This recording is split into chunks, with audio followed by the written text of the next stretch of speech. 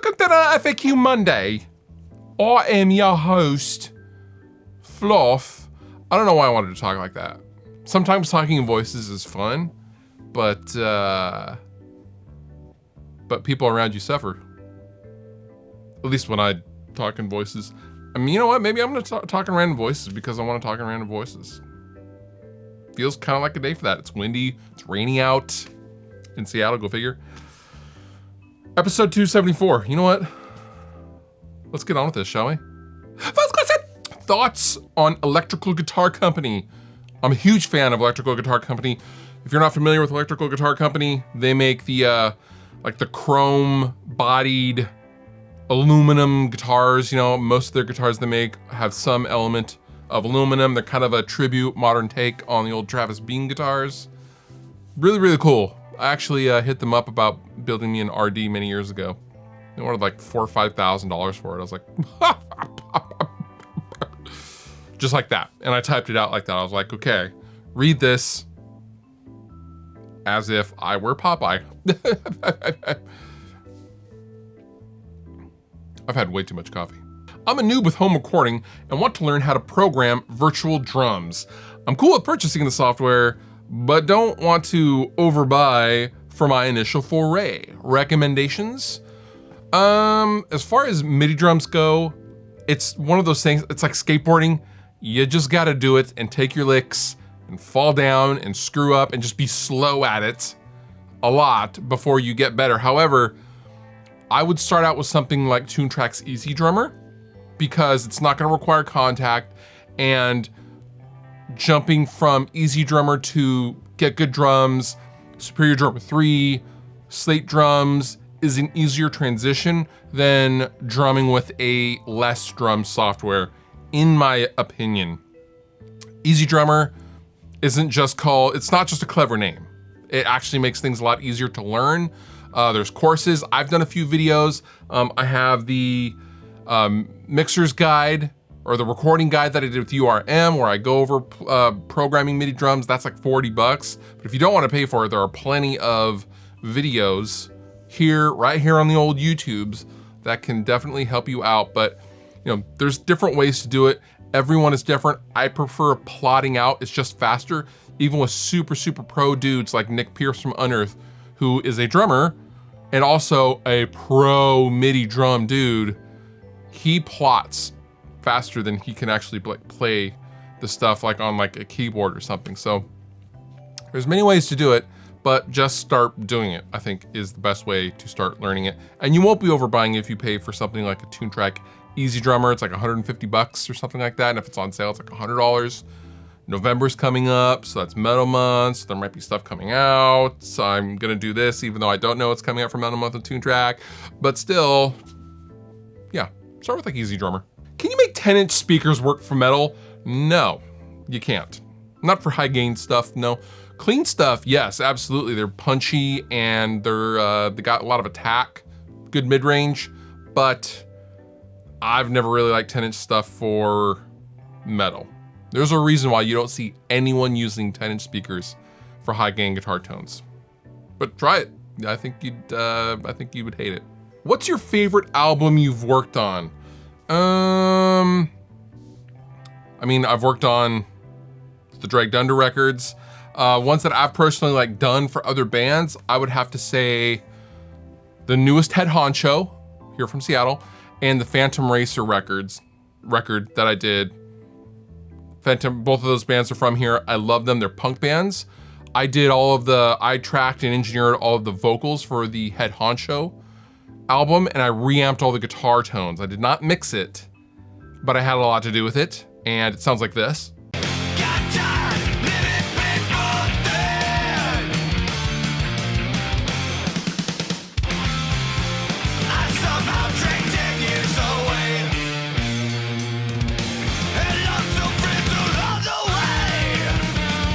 And then the second band, Phantom Racer, I did like 2-3 years ago, and I engineered the whole thing. I tracked the drums, did the guitars, vocals, mixed it, mastered it, reamped everything. I did everything for that record, and I'm still really proud of that record, and I think it still sounds great, and it Sounds like this. Keeps going, honey puts it out, but it's not temporary. Things that just explode days later in my face, and then it goes. Just fuel for the fire, there's no winner with this bomb. It just becomes a liar. Now it says I'm not incendiary, you're wrong. I'm really the victim, and it's you, it's the bomb. What's your favorite guitar strap?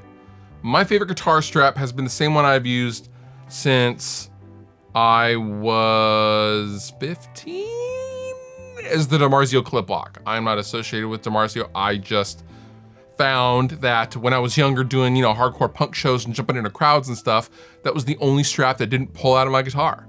And it always stayed on and has never let me down, even to this day. Anything else just looks weird on me, I think. I like the profile, I like the width, I like the material. I've thought about getting the leather one because it looks cool, but I don't think I will. Also, they're plentiful and you can find them at any Guitar Center, which I do like, and I've had to go to a Guitar Center or Sam Ash in the middle of a tour because my strap got, it got to the point of critical mass where, it smells like sweat and, it gets moldy after sitting in the case for a while or whatever. Yeah, we've had to do that a couple of times, but, rock solid, never failed me. DiMarzio clip lock, greatest strap ever, in my opinion. Do you sidechain compress your guitar tracks when you do demos?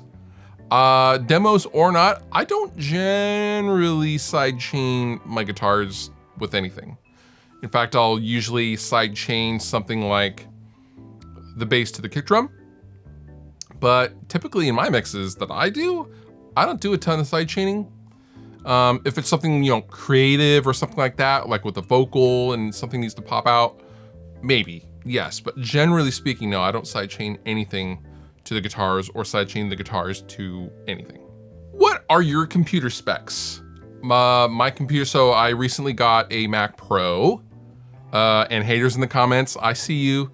Yeah, whatever, oh, PC's better. No, it's not, for me.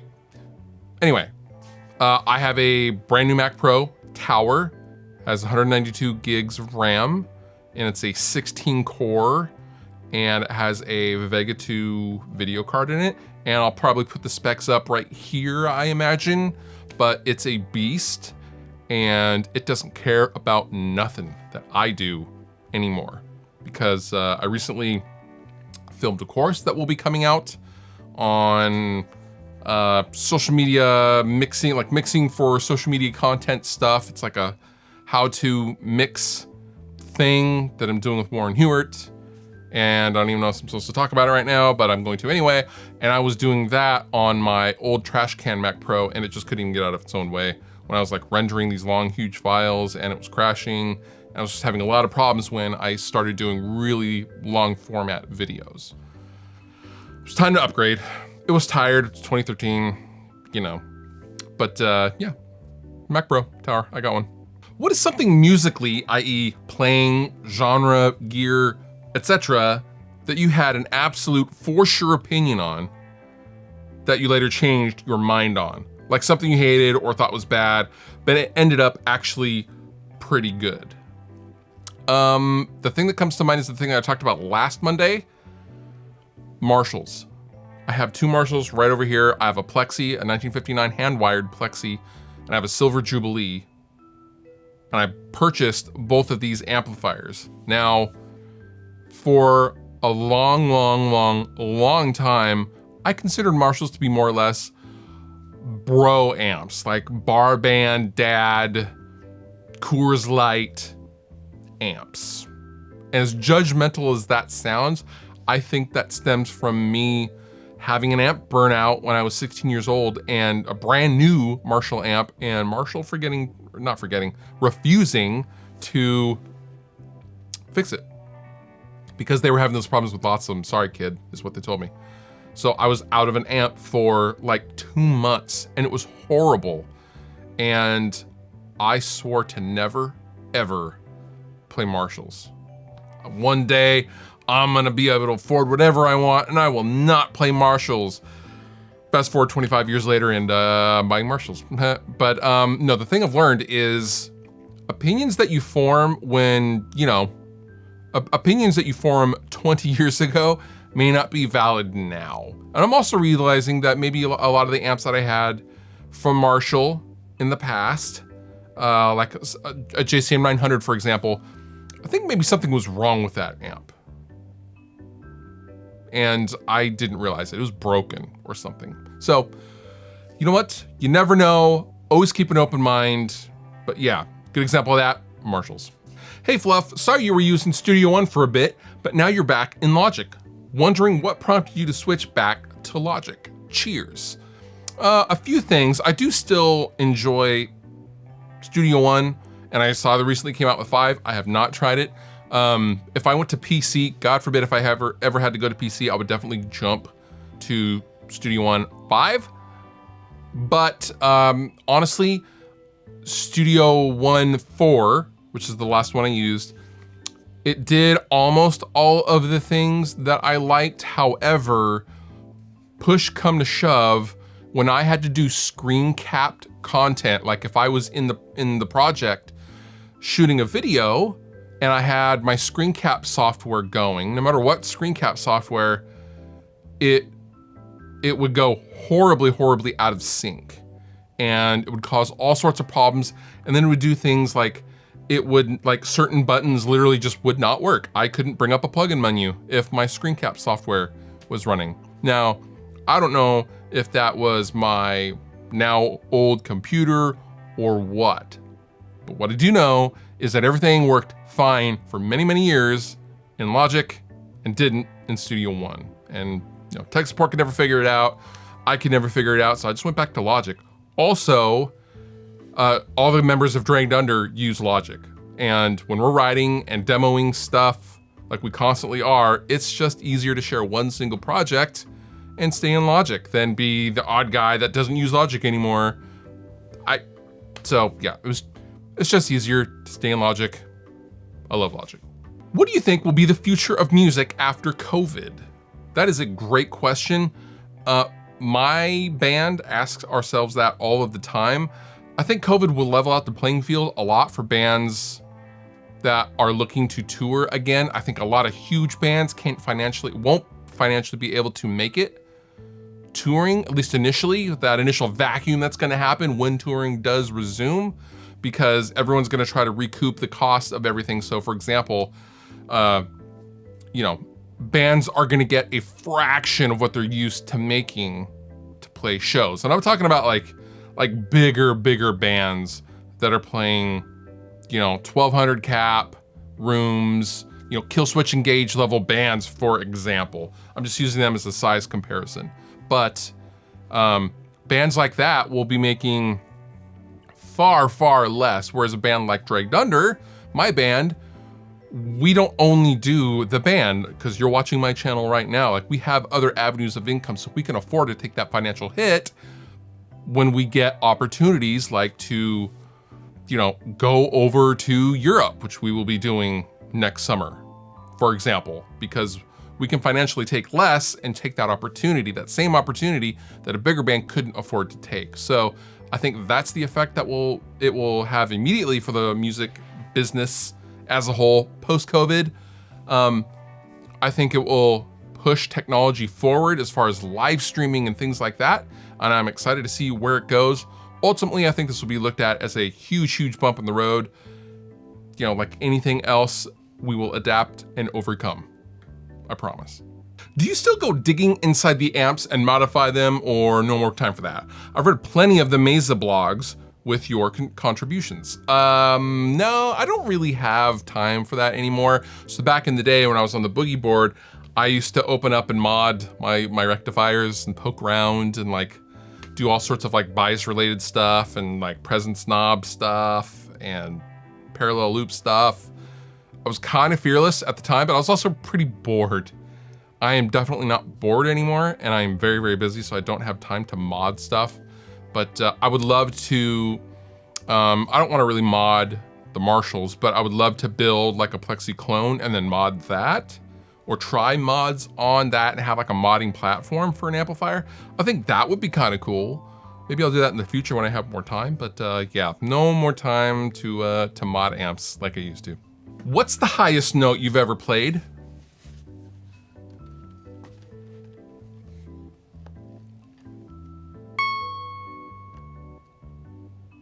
Did I do it right? Anybody?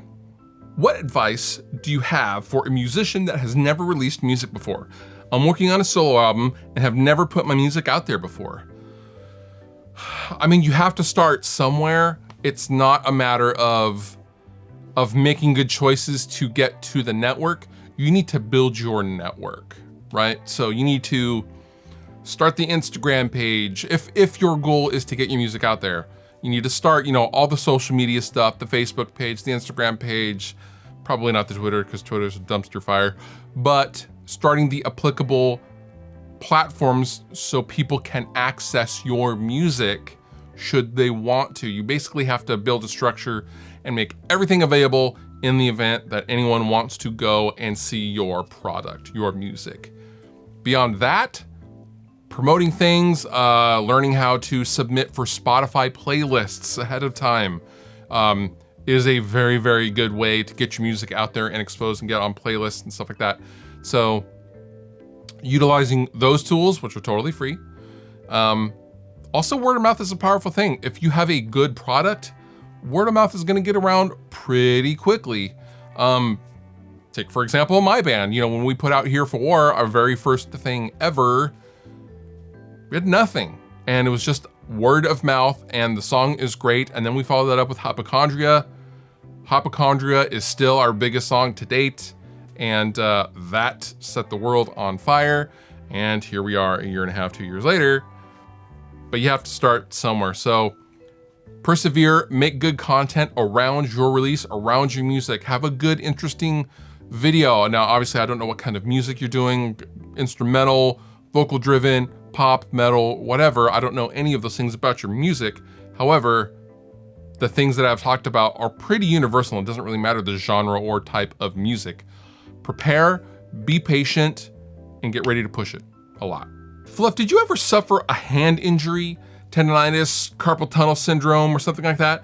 I've been struggling with that for a couple of months. Followed the MD's indication and therapy, but it doesn't seem to be improving. Thanks for your feedback, best. I don't have, I've always worn earplugs, but I have a little bit of hearing damage in my left ear due to a car stereo. And what pain I have had in my fingers and hands have been due to repetitive stress and things like holding my phone and playing on my stupid phone for too long. Not guitar playing related. I've been pretty lucky as far as that goes. My good buddy Keith Merrill had some issues, some quite severe issues playing guitar that he has gotten taken care of. You might want to ask him. I have not had any of that stuff, but I do know diet will mitigate and help reduce inflammation. If it's an inflammation related thing, hearing, can't really do anything about, so the best cure for that, or the best treatment for that, is prevention. But other than that, no, I have been very, very fortunate in not having to deal with any of those things too much. And that does it with this episode of FAQ Monday. If you have a question, leave it on down below in the comments section, or tweet at me, or call me. Don't call me. I was just kidding. That was just a figure of speech. But yeah, till next time, you've been wonderful. I've been Fluff. Thank you so much for watching, and I'll see you next time. If you enjoyed the video that you just watched, please consider subscribing. It helps me, help you, and then in turn you get more stuff to watch. And also, I have all sorts of stuff down in the description of this video. Sweetwater giveaway stuff. There's all sorts of links to all sorts of things. So consider checking that out as well if you're gonna hang. But if you don't hang, all good. I still love you.